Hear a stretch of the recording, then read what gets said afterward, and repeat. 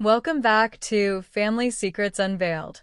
There are stories we tell ourselves to survive, to keep the world spinning on its comfortable axis. And then there are the secrets, the ones that, when finally dragged into the unforgiving light, don't just stop the world, they shatter it into a million unrecognizable pieces. Tonight's story begins not with a whisper of infidelity or a long-lost fortune, but with something far more insidious, something utterly absurd in its initial appearance.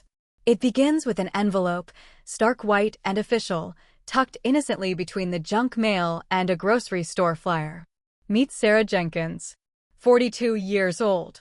Architect, lover of old jazz, and a woman who believed her life, though quiet, was an open book. She had the perfect small apartment in Seattle, a successful, if demanding, career, and a cat named Miles who judged her every move. What she didn't have, what she had never had, was a child. Not a miscarriage, not an adoption gone wrong, not even a phantom pregnancy. Just no children. It was a conscious choice she and her husband, David, a man whose pragmatic nature was his most endearing and sometimes most frustrating trait, had made early in their 12 years of marriage. Their life was full of blueprints, travel, and quiet Sunday mornings. No tiny shoes, no school tuition, no frantic midnight trips to the emergency room. And yet, there it was. A bill. Not just a bill, but a hospital bill. The envelope bore the logo of St. Jude's Medical Center, an imposing structure of glass and steel Sarah had only ever seen from the highway. She peeled open the seal with a casual sigh, expecting a solicitation, perhaps an error from a recent checkup David had, but the paper inside was crisp, detailed, and horrifyingly specific. The patient's name was listed clearly, patient, baby Girl Jenkins. The date of service was from 3 months prior. And the amount due, centered in bold, unforgiving typeface, was a staggering $147,389.55. Sarah's breath hitched, a small, painful sound swallowed by the quiet apartment. She reread the name. Baby Girl Jenkins. Her stomach lurched. Was this a prank? A sophisticated identity theft scam? She quickly checked the billing address. It was theirs, her apartment number, her street. She checked David's name, listed as the guarantor. Everything was correct, except for the one crucial, impossible detail. Baby Girl Jenkins did not exist. The line item breakdown was meticulous. Neonatal intensive care unit, 3 weeks. Specialized respiratory support. Consultations with multiple pediatric subspecialists. This wasn't a clerical error involving a Band-Aid and an aspirin. This was a full, catastrophic medical intervention for a child who, in Sarah's reality, was a ghost. The initial shock gave way to a cold, creeping dread. Her mind, trained to be logical, to look for patterns and solutions, began to spin wildly. She immediately called David, who was traveling for work in San Diego. His voice, tired and distant over the phone, sounded strained. A hospital bill? For what? Did Miles finally swallow that rubber band? He laughed weakly. When Sarah, her voice trembling, forced out the impossible truth, it's for a baby. Our baby. A baby girl named Jenkins. A profound silence descended on the line, a silence heavier and more terrifying than any scream could have been. David didn't deny it immediately. He didn't erupt in confusion or outrage. He simply said, after what felt like an eternity, I'm on a flight tonight, Sarah. Don't touch anything. Don't call anyone. I'll explain when I get home. That was the first crack in Sarah's pristine glass world. A bill for a child she never had. A child who was apparently sick enough to cost nearly $150,000. And a husband who, instead of instantly dismissing the claim as a ridiculous error, asked her to wait. To wait while the phantom of a 3-week-old baby girl sat on their kitchen table, demanding an explanation and a ransom. The silence from David wasn't merely a delay, it was a confession of involvement, a dark admission that transformed the absurd hospital bill into the first, undeniable piece of a conspiracy. The question was no longer if something was wrong, but how deep the deception ran, and whether the man she had loved for 12 years was merely complicit, or the architect of this entire, chilling structure of lies. The wait for David's return would be the longest, most agonizing 24 hours of Sarah's life, a time when the perfect, quiet apartment became a cage filled with shadows and unspoken truths. The next day blurred into a sequence of hypervigilance and sheer, grinding paranoia. Sarah tried to work, tried to focus on the technical drawings for a new office complex, but the lines on the blueprint seemed to writhe. The clean geometry mocked the chaos in her mind. She found herself staring, not at her computer screen, but at the reflection of the envelope taped to her refrigerator door. Baby Girl Jenkins.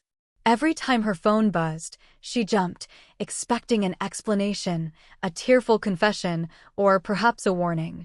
The only sound was the incessant, mournful purring of Miles, unaware of the impending catastrophe. When David finally walked through the door late that evening, the air in the apartment didn't just thicken. It became toxic. He looked different. Not just travel-worn, but haunted. His usually meticulously combed brown hair was a mess, his shirt wrinkled, and his eyes, those calm, clear hazel eyes she trusted implicitly, were clouded with a guilt so profound it was almost palpable. He didn't try to hug her. He didn't offer a weary, apologetic kiss.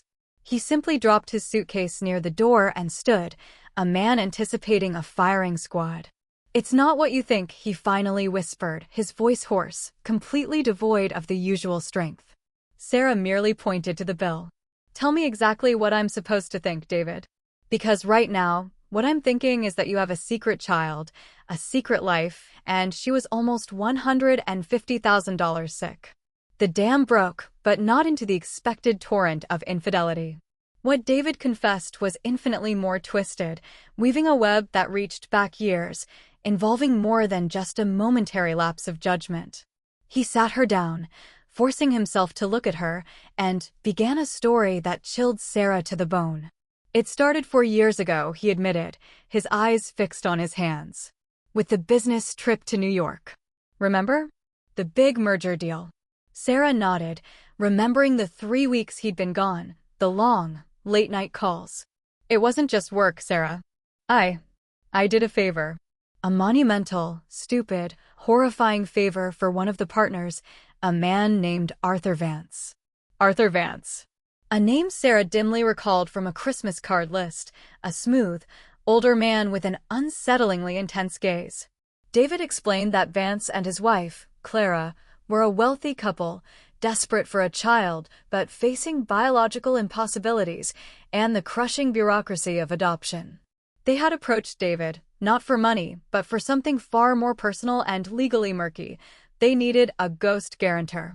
Someone with impeccable credit and no personal liability to sign onto a specialized, private fertility clinic's contracts and the subsequent high-risk delivery and care agreement. They argued that David's distance, his separate state residence, and his unrelated profession made him the perfect, untraceable firewall against potential legal issues or insurance complications the couple wanted to avoid. The catch? The medical bills. The Vances swore they would handle every payment, every dollar, through a complex, anonymous offshore account they'd set up. David's signature was merely a placeholder, a temporary legal anchor for the baby girl Vance they desperately craved. In return, David received a hefty, 6-figure consulting fee, a payment he rationalized as severance from his old, struggling company. A payment he had used to secretly settle the remainder of Sarah's crushing student loan debt, a secret he had guarded as a gift, not a bribe. Sarah listened, her face draining of color. The relief of "it's not another woman" was immediately replaced by the horror of "it's identity theft and corporate conspiracy."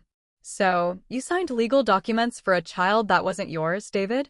You risked our entire financial future, our freedom, for a briefcase full of money and a favor." "I didn't think there was a risk," David pleaded, running a frantic hand through his hair. "They said it was ironclad.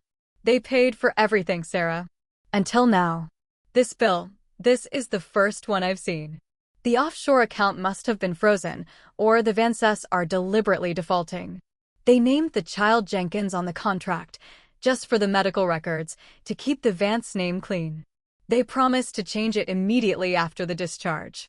They promised. The pieces clicked together, sickeningly. The sudden, unexplained trips David took, which he'd always chalked up to investor meetings, were likely trips to sign papers, to maintain the ghost ledger. The enormous hospital bill wasn't a mistake. It was the Van Ness failure, now landing squarely on David's, and by extension, Sarah's, guarantee. But the truly chilling detail was the name. Baby Girl Jenkins. They had used their name, their life, as a shield. The phantom child was now a direct, physical threat. And with the bill came a discreet, but clearly worded, collection notice. A legal hold had been placed on the guarantor's assets, their shared bank account. The conspiracy was no longer theoretical, it was financially crippling. David's desperate, foolish attempt to help a man he barely knew had created a legal Frankenstein's monster, a baby girl who existed only on paper, yet held the power to destroy everything they had built. This was only the beginning. The Van Ness had disappeared, the money had stopped flowing, and the hospital, cold and relentless, was demanding its pound of flesh. The revelation of Arthur Vance and the ghost guarantor scheme didn't bring closure, it merely opened a deeper, darker pit of suspicion. Sarah's architect's mind, now fully engaged in crisis mode, refused to accept David's version as the complete truth. It was too neat, too conveniently pinning all the villainy on the absent, wealthy Van Ness. The fact remained. David had signed. David had taken the money. David had lied for 4 years. Where is Arthur Vance now, David? Sarah's voice was dangerously calm, a stark contrast to the hurricane of emotions inside her. The hospital can't find him. The collection agency can't find him. You, the co-signer, must know something. David's facade of weary confession cracked, revealing a deeper layer of fear. He avoided her gaze, pacing the small living room like a caged animal. I don't know. He stopped returning my calls 3 months ago, right around the time the baby was due. He ran a hand through his hair again. But I did look into him before I flew back. Sarah, there's something worse. Arthur Vance, he's in serious legal trouble. Not just financial. He's under investigation by the SEC for fraud. Massive, multi-state conspiracy. And Clara, his wife, she vanished a month before the baby was born. This twist was seismic. The man David had trusted, the man he had shielded, wasn't just a rich default risk. He was a potential felon on the run. The hospital bill, the sick child, the ghost guarantee, it all became a perfect, albeit grotesque, smokescreen. They had used David to create a liability that could serve as a diversion, or perhaps a bargaining chip. Sarah grabbed her laptop, her fingers flying across the keys. She pulled up the SEC filings, cross-referencing names, dates, and addresses. And then she found it. An article, 3 months old, from a minor Connecticut newspaper, a brief, almost missed obituary. Arthur Vance, respected business leader, dies suddenly of complications from a pulmonary embolism. The silence that followed this discovery was absolute. David stared at the screen, his face a mask of utter bewilderment, then crushing despair. He's dead? Arthur's dead? But he can't be. He called me 3 months ago. Said everything was fine. Said the paperwork was being processed. The date of the obituary, David, matches the date of the service on the hospital bill, Sarah pointed out, her voice hard. The very first day of the baby's 3-week stay. A terrifying thought solidified in her mind. If Arthur was dead, who called you? Who sent the payments for 3 years, and then stopped them abruptly? And where is Clara, the wife who supposedly ran away? The air was thick with unspoken accusations. Sarah realized the full, horrifying depth of the deception. The Van Ness weren't the only ones playing a game. She focused on the single biggest discrepancy in David's story, the consulting fee he'd taken. She remembered the date he'd paid off her student loans 2 months before the New York trip he claimed was the start of the favor. You lied about the timing of the money, David. You had the funds before you met Arthur Vance in New York. The debt was paid off in October. The trip was in December. Tell me the truth. All of it. Now. Cornered, stripped of all excuses, David collapsed onto the sofa, his head in his hands. What followed was the ultimate, shattering truth. David hadn't been tricked by Arthur Vance. He had been partnered with him at the beginning. He had pitched the ghost guarantor idea to Vance, offering his clean record and his wife's debt as the perfect incentive. But the baby wasn't simply a legal shield. The baby Girl Jenkins, was the biological child of Arthur Vance and a surrogate mother who had been recruited and paid for by David and Vance's joint enterprise. They had created a complex, criminal arrangement. Vance would pay for the medical costs, and David, using his architectural firm as a money laundering conduit, would manage the payment system and the legal cover. The final, staggering revelation hit Sarah like a physical blow. The child, David, she forced out. Did you ever meet her? Did you see baby Girl Jenkins? David nodded, his eyes welling up. Yes, once. Right after she was born. A beautiful, tiny thing. That's why I couldn't stop the scheme, Sarah. She was real. Fragile. He then dropped the final, earth-shattering twist, the twist that tied the hospital bill to the grave, to the missing wife, and to David's own profound, self-destructive ambition. Clara Vance didn't run away.